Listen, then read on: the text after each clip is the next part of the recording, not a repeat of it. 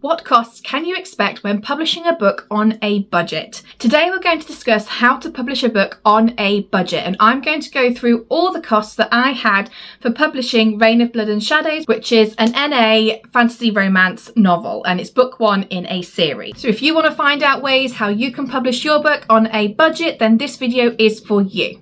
If you're new here, I'm Rhiannon Edwards and my whole channel focuses on publishing, especially for indie authors. That sounds like you? Hit subscribe. So today's video is all about how much I spent trying to publish Reign of Blood and Shadows. I have always said that I try and do things on as tight a budget as possible, and I know budget is a big barrier to a lot of authors. So let's get into all the costs that I had and how I reduced those costs as much as possible. So the first big cost, I think, is the cover. And I know there are some fantastic designers out there and companies out there. However, they charge hundreds of pounds. I found a company called Get Covers. They are like a sister company to Mibble Art. Many of you probably will have heard of Mibble Art, or if you've not, they're a big company and their covers can run into the hundreds, but they are very good at what they do. So Get Covers is almost like the budget version of Mibble Art. I always choose the premium cover, which comes with the paperback, so the full wrap and the ebook, and that costs $35. If you weren't aware of Get Covers, I would definitely go and check them out. I have had experience and heard as well that it really does depend on the designer you get with Get Covers. And you can't choose your designer, you go through a middle person. So I did have some original designs when I recovered my first series, and I wasn't very impressed. There's unlimited revisions, which is very handy, but I wasn't impressed with the direction it was going in, and I asked for a complete redesign. Now, whether they then passed it on to a new designer or not, I was much happier. This is a budget version, but the covers do look fab. I would go onto the website and have a look at all the different examples they have, and if you haven't seen my books, these are some of the covers for my books that I've used Get Covers for. So as I said, $35. However, you do need to optimize the cover for different platforms, so I paid an extra fee of $5 to have it for Ingram Spark.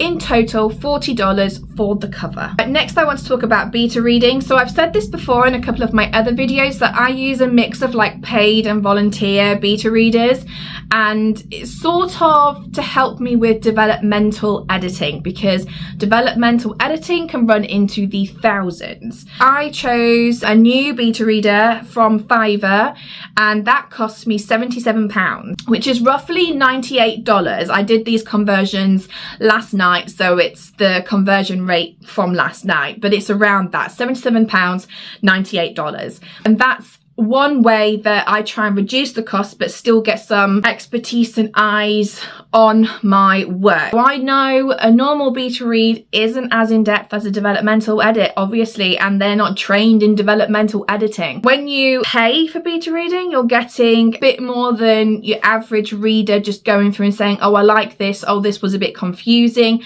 You're getting a little bit more in-depth. And that's how I noticed there was a bit of a gap in the market for like critiquing beta manuscripts, and that's what I offer on the side as well as my writing. I offer beta critiquing. Then you have the editing, the copy edits. Now again, those can run into the thousands, like if not very least like hundreds, and that's just not something that's within my budget. So again, I use Fiverr. Even now you have to like search around to get within your budget, because it can be still very expensive on Fiverr, but that's who I use. And I found an editor and I paid £160, which is around $203. And I appreciate that's very cheap compared to other areas, and I'm of the opinion that could I get a better job spending thousands of pounds?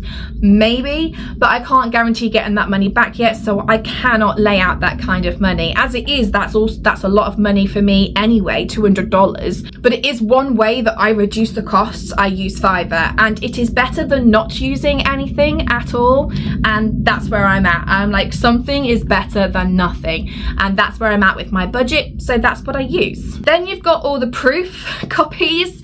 So if you're doing paperback, I had, I think, 2 proof copies from Amazon and then a proof copy from Ingram Spark. Now, the reason why I have 2 from Amazon was because there was an error and I had to then print it again, just to make sure everything works out. The first proof was £6.67, the second proof was £6.69, and the last proof was £10.04. So roughly speaking, in dollars, that's $8.48, $8.51, and then $12.77. On top of that, you then have your copyright. So in the UK, you do not need to register for copyright. However, I know in the US, you can do that, and it just gives that extra level of protection. So in the UK, we have laws that basically mean once you write it, you immediately have copyright protection on your piece of work.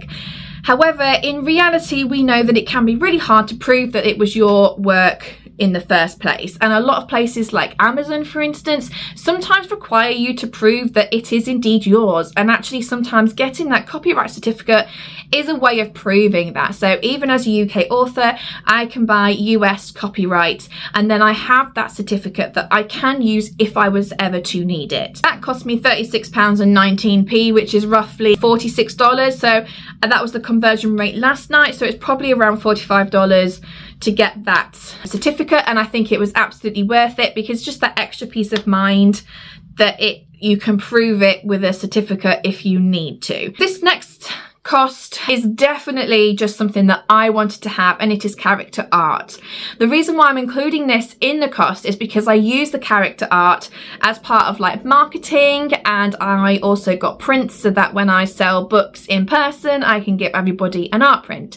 So I have 2 pieces of art for the first book in this series. One cost $74 and the second one cost me $80. So, and they're with the same artist, really talented, really like her, and I will hopefully be getting another piece of art for book 2.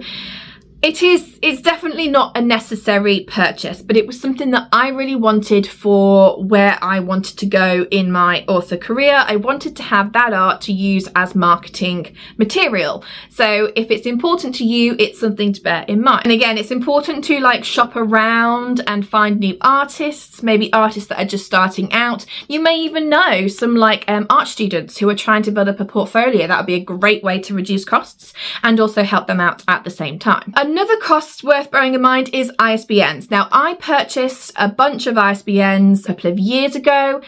It is not a requirement, and in fact, ebooks do not need an ISBN. Paperbacks do, but most places you can get a free ISBN through the platform that you're publishing on. So Amazon, you can have a free ISBN. I think you can get them at like Barnes & Noble and Draft Digital and all of that. However, the ISBN that you use for that book on that platform, you cannot use it anywhere else. And in terms of like metadata, you've then got several ISBNs. For some people, that's not a problem. For me, and where I wanted to be on my author journey, I wanted the ISBNs, I wanted the metadata all to be the same for the same book.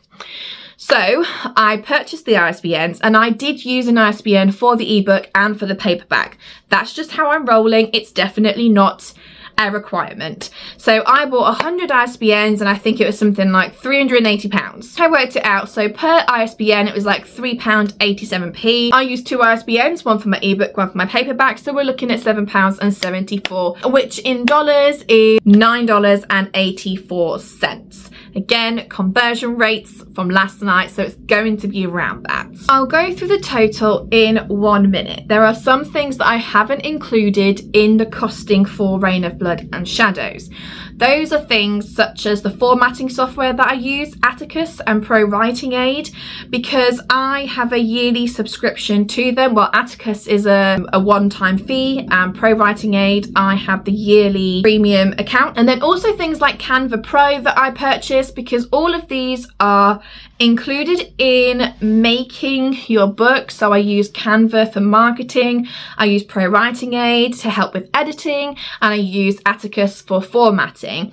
However, they're sort of like one-off costs almost, so I'm not including them in the costs for the book individually, but just know that there are those costs. In total, I spent publishing this book and getting it out in the world, I spent £461.32. That converted to like $586.20. Considering some of the costs that you can spend, that is on a budget. Absolutely, you can spend even less than that. I spoke about get covers at the beginning of this video because they are who I have used, and if you're interested in using get covers as a budget version for you, I recommend checking out this video over here where I talk about working with the company.